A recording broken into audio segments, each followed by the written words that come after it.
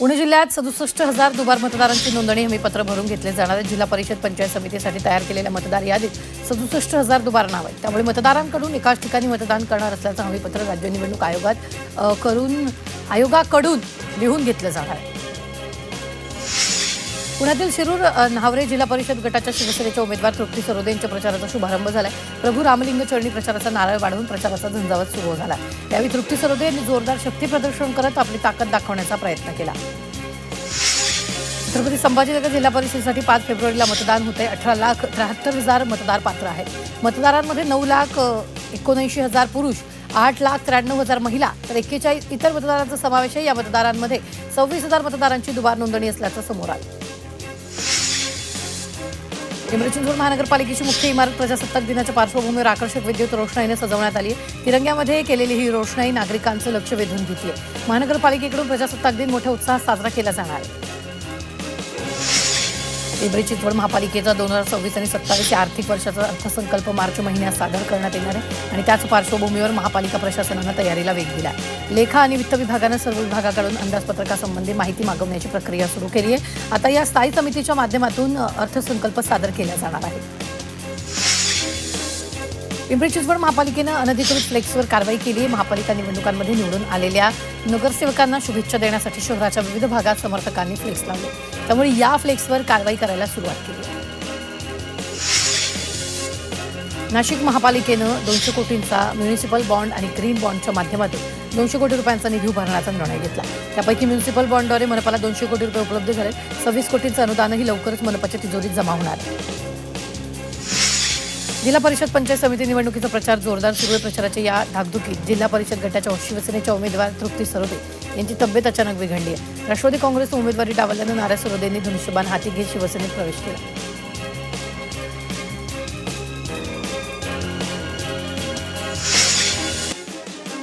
कोल्हापुरात निवडणूक भरारी पथकाकडून 5 लाखाच्या साड्या जप्त करण्यात आल्या। जिल्हा परिषद निवडणुकीच्या पार्श्वभूमीवर मतदारांना वाटण्यासाठी साड्या आणल्याचा संशय। करवीर तालुक्यातील वाशी गावातील जावळाचा कार्यक्रमावेळी भरारी पथकाची धाड टाकत टेम्पो चालकाला ताब्यात घेण्यात आले। साताराच्या पाचुपतेवाडीत ड्रग्जवर कारवाई करण्यात आली आहे। पुण्याच्या DRI विभागाच्या पथकाने एक शेड सील केलं असून या शेडमध्ये अंमली पदार्थाची निर्मिती केली जात असल्याची माहिती समोर येते। या कारवाईबाबत सातारा कराड पोलीसही अनभिज्ञ आहेत। त्यामुळे नक्की या ठिकाणी कोणता अंमली पदार्थ तयार केला जात होता याची माहिती समोर येऊ शकली। अकोला शहरातील बाल निरीक्षण गृहातून रहस्यमयरित्या बेपत्ता झालेल्या 2 अल्पवयीन मुलांचा पुण्यात शोध लागलाय। बाल सुरक्षा गृहात ताब्यात असलेले 2 विद्यार्थी 7 जानेवारीला शाळेसाठी गेले होते, मात्र शाळा सुटल्यानंतर ते बालगृहात परतले नाहीत। दरम्यान पोलिसांनी दोन्ही अल्पवयीन मुलांना सुखरूप ताब्यात घेण्यात खदान पोलिसांना यश आलं।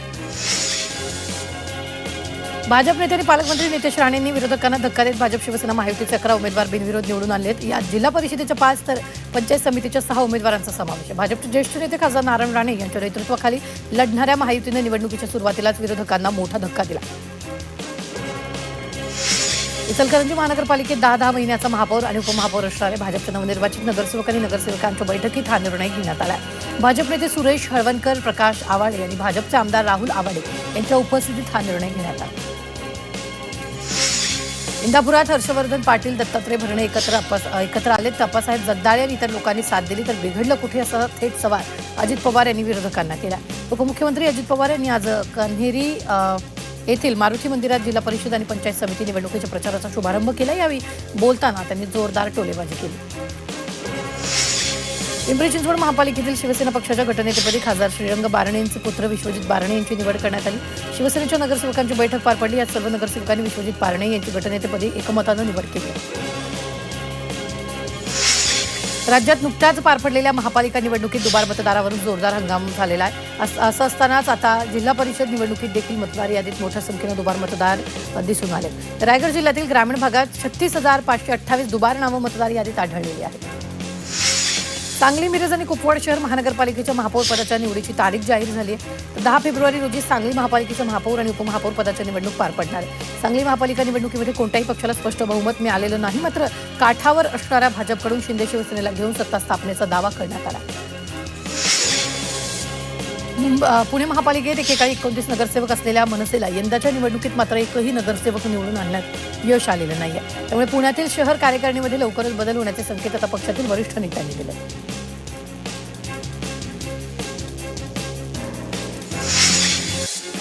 छत्रपती संभाजी महाराज यांचा राज्याभिषेक सोहळा किल्ला रायगडावर मोठ्या उत्साहात साजरा झाला. ढोल ताशे हलगीच्या गजर आणि जयघोषानं आसमंत दुमदुमून गेला. मंत्री भरत गोगावले यांच्या प्रमुख उपस्थितीत हा सोहळा पार पडला. यावेळी मोठ्या संख्येनं तिथं पर्यटक उपस्थित होते, शिवप्रेमी उपस्थित होते. त्यांनी जल्लोष केल्याचं पाहायला मिळालं. पुण्याच्या इंदापूरमध्ये इंद्रेश्वर मॅरेथॉन सीझन 1 ही स्पर्धा पार पडली. इंदापूर स्पोर्ट्स अँड हेल्थ फाउंडेशनच्या वतीनं या मॅरेथॉनचं आयोजन करण्यात आलं. या स्पर्धेमध्ये दत्तात्रय भरणे आणि हर्षवर्धन पाटील सहभागी झाले होते. वाशिम जिल्ह्यातील नाथनगरी डभा इथं 76व्या यात्रा महोत्सवाची धामधूम शिगेला पोहोचली. नाथनंगे महाराजांच्या यात्रोत्सवानिमित्त 1 लाखांहून अधिक भाविकांना महाप्रसाद वाटपाचं आयोजन करण्यात आलं.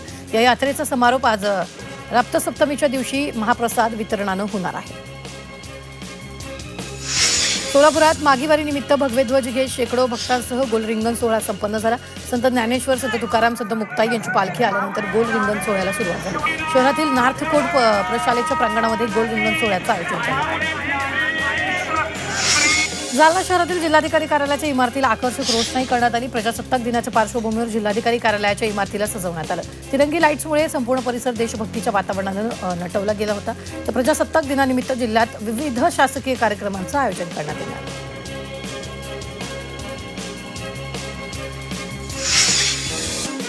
जालन्यातील अंबड तालुक्यातील पारनेरमध्ये मित्रानंच मित्राची चाकूनं वार करून हत्या केली. 5 ते 6 मित्रांनीच घरात घुसून त्यांच्यावर चाकूनं वार करून हत्या केल्याचा आरोप मैताच्या नातेवाईकांनी केला. या प्रकरणात पोलिसांनी सर्व आरोपींवर कारवाई करावी अशी मागणी मैताच्या नातेवाईकांनी केलेली आहे.